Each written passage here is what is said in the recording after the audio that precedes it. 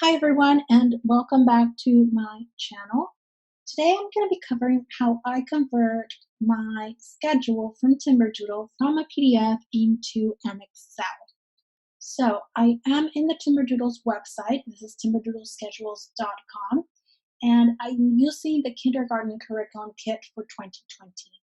Now I've already created a couple of schedules that did not work out before, and keep in mind, once you create them, they cannot be deleted.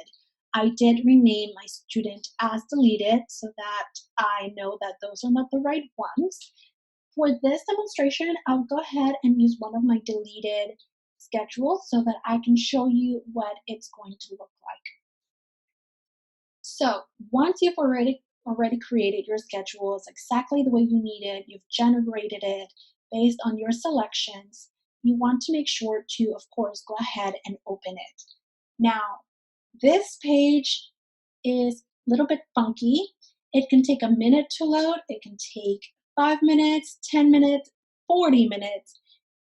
For you, it's going to take 2 seconds because I am going to skip ahead. All right, now that it's loaded, it only took 10 minutes exactly this time. Once it's generated, you can, of course, go through it, make sure it's exactly what you need, and now we can go ahead and click Print. This is going to allow us to save our file into a PDF. Now, this is going to open up my printer settings so that I can go through and make sure it's exactly what I need.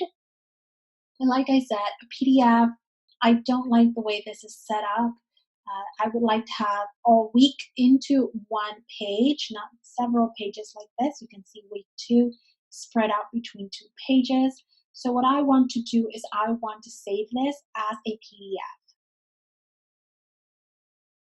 I can go ahead and relabel this. I'm going to call this test Timberdoodle schedule, and we'll do test again just to make sure that I need to delete it later, but you want to name this your own title. So I'm going to go ahead and save, and now it's going to go through the process of saving 104 pages into a PDF in my computer. Now, I do want to mention I am using a Mac computer, and I'm also using Adobe Acrobat Pro Dc to open up any of my PDFs. Now I've gone ahead and opened up my PDF. It is exactly what I exported from, and now it needs to be converted. So I am using Acrobat Pro DC by Adobe, and this does cost like $15 a month, but you are able to use a trial. I believe it's a 7-day free trial. So, make sure to take advantage of that. That will give you the option to export the PDF. You can then export it into a Word, spreadsheet, PowerPoint image, and so on. What I want to focus on today is exporting it into a Word document or exporting into a spreadsheet. Now, I am a spreadsheet lover. I love spreadsheets. I spreadsheet everything. So if you want to use this function, you can do it, but keep in mind that it will move it around and it is a little funky. It will require quite a bit of time of modification to make sure that it's exactly how you need it. Now, what you can do with an Excel sheet is that we can use the gears icon and adjust the settings. Now, we could export this all 104 pages into one table within Excel. What I like to do is I like to create a worksheet for each table. What that means that each table is going to be one page of that PDF. So I'm going to create the worksheet for each table. Sorry, I'm going to create a worksheet for each page, and I'm going to go ahead and click OK. So now it's going to export it. Again, each page is going to be a table within Excel. I'm going to click Export. I'm going to select my download folder. I can label and save. And now it's going to process that file and export it through. Now, another example that I can do for you is I can export this into a Word document so you can see what that will look like. So I'm going to export this as is. I'll select my downloads folder, save, and it's going to process. Once it has finished processing,